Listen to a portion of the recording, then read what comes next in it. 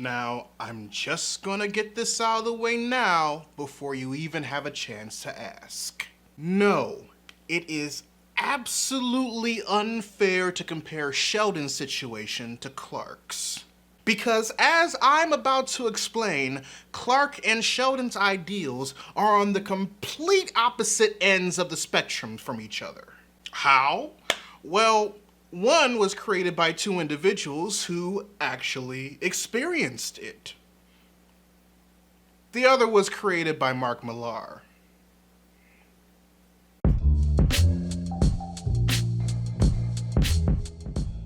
Readers, I admit it, I have a lot of soapboxes I really love to stand on. And as some of you might know, one of those soapboxes involve opinions about number 5 on my shit list, Mark Millar. The most famous of my opinions about him, specifically his work, is that it shouldn't have to take the talent of other individuals in order to make his own work enjoyable. And thanks to the theatrical interpretations of the likes of Wanted, Kingsman, and even the way the Kick-Ass movies were translated to film, I am constantly reminded that my case is completely capable of being rested every single time. So while I wasn't necessarily thrilled that Netflix decided to stroke Millar's ego when they bought Millar World from him back in 2017 for $31 million, I knew that this would mean more iterations of his IPs that will prove to be significantly better than when he first came up with them. And with the first and most highly anticipated of these titles being released on Netflix being season 1 of Jupiter's Legacy, I wasn't surprised to find out that it was given the same treatment. While there are, in fact, aspects about the comic like the lore and certain character dynamics that made the transition to the television show, the narrative direction is completely different from the 10-issue Image comic it is based on.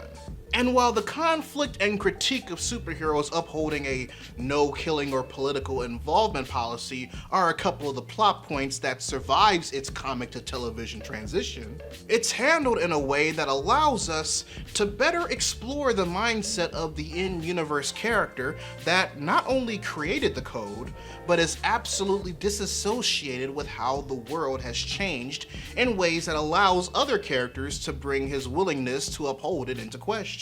That character is Sheldon Sampson, aka the Utopian. So, a little backstory on the patriarchal head of the Union of Justice as it's shown in this series. Sheldon's the last son of the Sampson family, who founded Sampson Steel in Chicago during the early 1900s, running the business with his father and his older brother Walt. They were the very pinnacle example of the American dream, a family obtaining prosperity and success via hard work and due diligence. Yeah, I only just started this explanation. You can already start to see the problem here.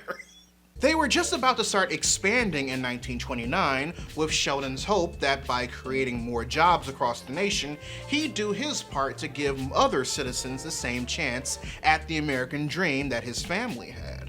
Then the events leading up to the Great Depression hit, and tragedy struck the Sampson family, not once, but twice. First, when the crash initially happened and he witnessed his father commit suicide, and second, when he found out through a local paper that his father did the steelworkers dirty and claimed their pensions.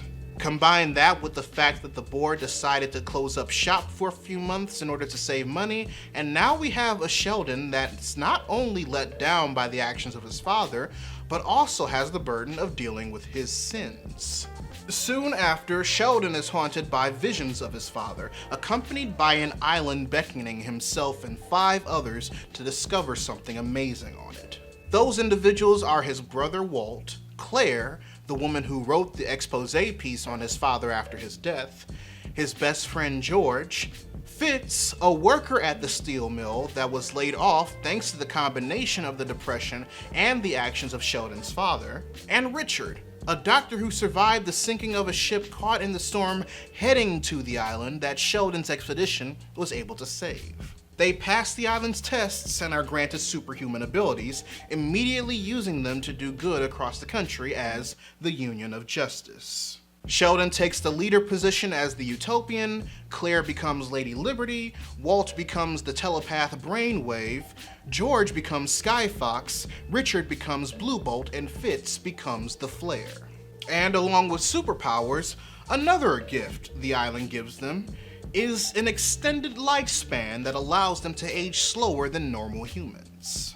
Because while each of the characters were in their mid to late 30s during the time they first acquired their abilities during the Great Depression, the main story of Jupiter's Legacy takes place roughly 90 years in the future, and the surviving members of the Union only now look like they've entered their mid to late 60s. And now that we're in modern society, the conflict of the story is that thanks to an action made by a member of one of the second generations of superheroes, including the children of Sheldon and Claire, the rules of the Union created by Sheldon that he calls the Code, that have been upholded since its foundation, is something that is constantly proving to be a relic of its time over the course of the season, and is slowly yet surely responsible for more civilian and superhero deaths than supervillain defeats because of how exploitable it's become. Yet, despite everything, Sheldon refuses to back down or even consider altering the code he produced all those years ago. Which leaves to ask a very simple question. Why? Well, in actuality, we get part of that answer in Sheldon's backstory, and it's actually thanks to one of the changes the show makes from the comics that help us gain a more idealistic perspective in Sheldon's overall societal development. The change in question?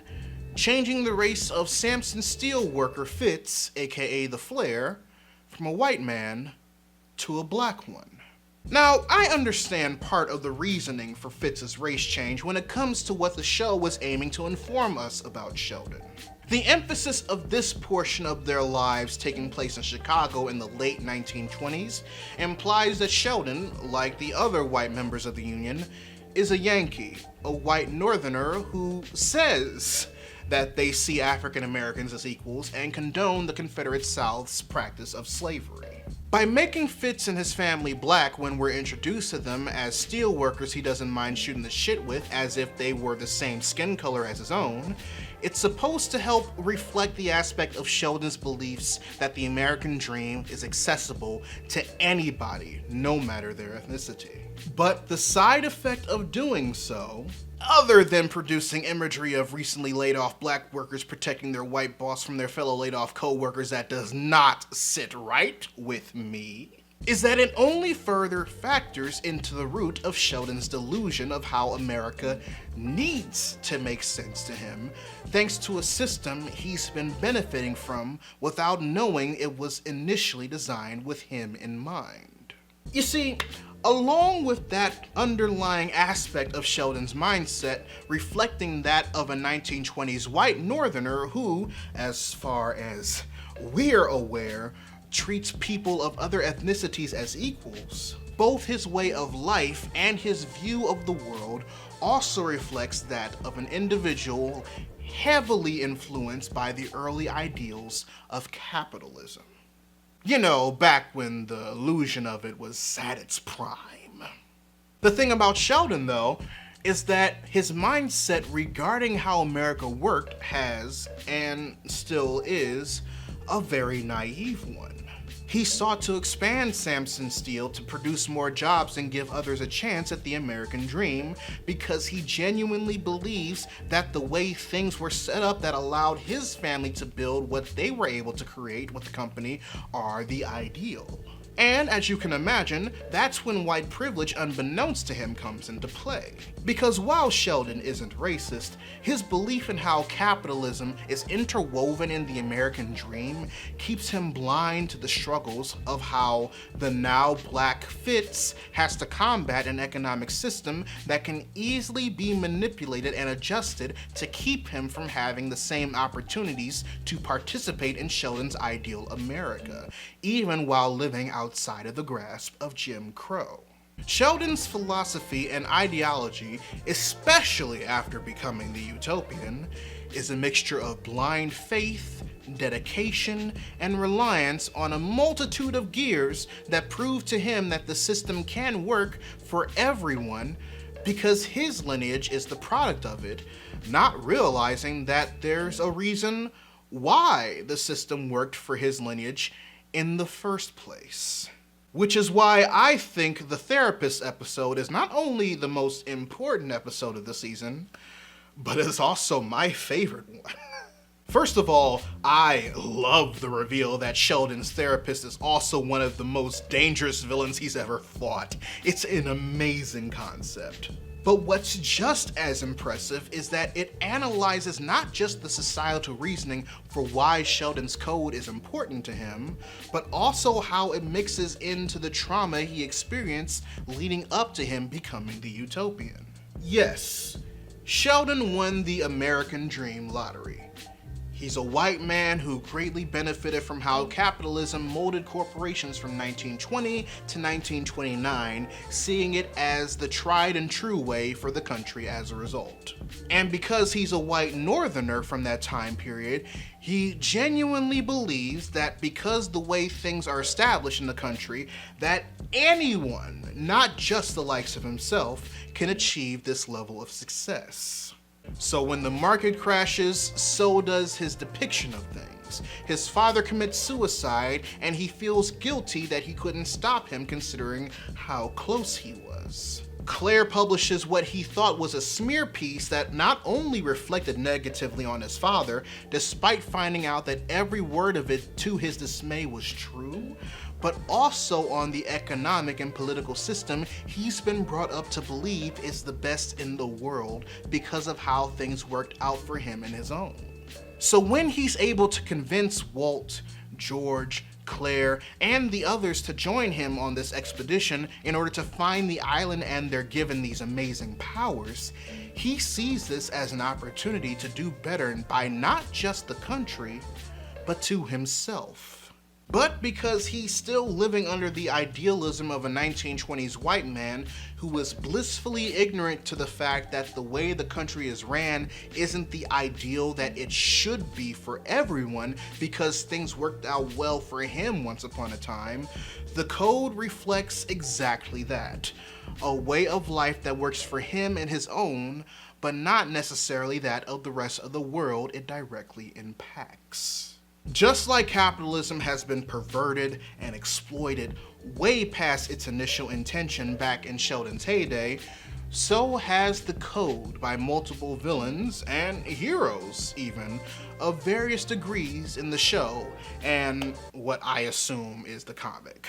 It's based on an ideal that was fundamentally flawed from the beginning because it only catered to a specific type of American and not all Americans, and that reality hits especially harder in the modern era the story takes place in. And once you mix that with the fact that the code also acts as a way of Sheldon wanting to be remembered in a way that's, in his opinion, better than that of his father and the people that he cares about, then what starts off as an oversimplistic ideal evolves over the course of 90 years into stubbornness that's unintentionally holding back progression. Stubbornness that can properly grow into understanding and still reflect the American ideals he upholded for so long if he just took a moment to listen and better reflect on how things got to where they currently are. But at the end of the day, this is a character created by Mark Millar, so I'm not holding my breath. But I digress, readers. Your homework assignment for the day. Write in the comments section below what you thought of Jupiter's Legacy if you've seen it. Or if you feel like sharing with the rest of the class, how you think the Utopian Code could be better adjusted in order for it to properly reflect the reality and the potential of the American dream. Regardless of which question you decide to answer, I love to know your thoughts. If you want to help financially support the channel, you can join my Patreon by clicking the card at the end of the video or in the link in the description down below, where you can also find a link to my merchandise store. Or if you prefer to give a one-time donation, you can find links to my PayPal and my Ko-fi account in the description box as well. Also, make sure you subscribe to the channel and turn on notifications, because I post new videos every Monday, Wednesday, and every other Friday. But until then, this is Readus 101. Class dismissed.